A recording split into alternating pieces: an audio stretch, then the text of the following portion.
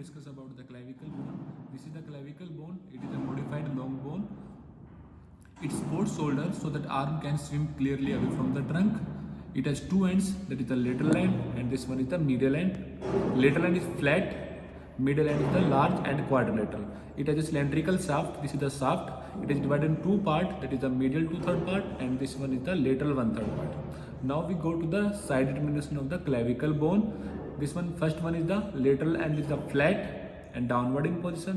Middle end is the large and quadrilateral in position. Second one is this is the shaft. Shaft is in its medial 2/3. It is the convex forwards.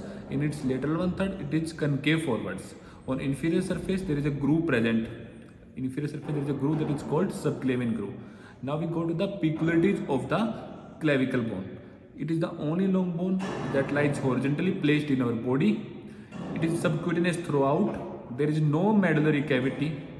It is the first bone. It has two primary center of ossification. It is the only long bone that has two primary center of ossification. Okay, now we go to the shaft. Shaft is divided in two parts. That is the medial 2/3 part and lateral 1/3 part. On lateral 1/3 part, it has two borders. That is the anterior border and posterior border. Anterior border and posterior border. It has two surfaces. That is the superior surface and inferior surface. On medial side, there are four surfaces, that is the anterior surface, posterior surface, superior surface and inferior surface. Okay. Now we go to the attachments of the clavicle bone. This is the lateral 1/3 part. This is the medial 2/3 part of clavicle. Lateral 1/3 part has two borders, anterior border and posterior border.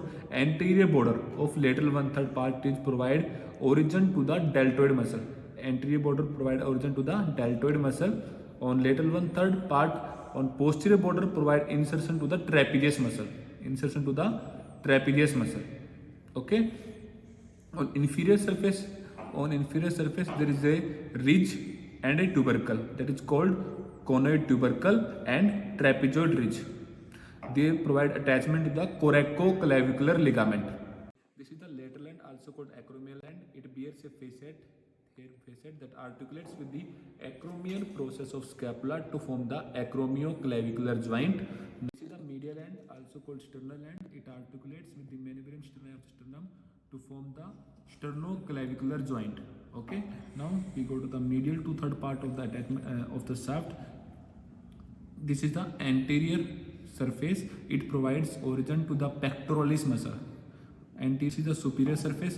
Half of rough superior surface provides origin to the clavicular head of sternocleidomastoid muscle. Okay. On inferior surface, there is a groove that is called subclavian groove.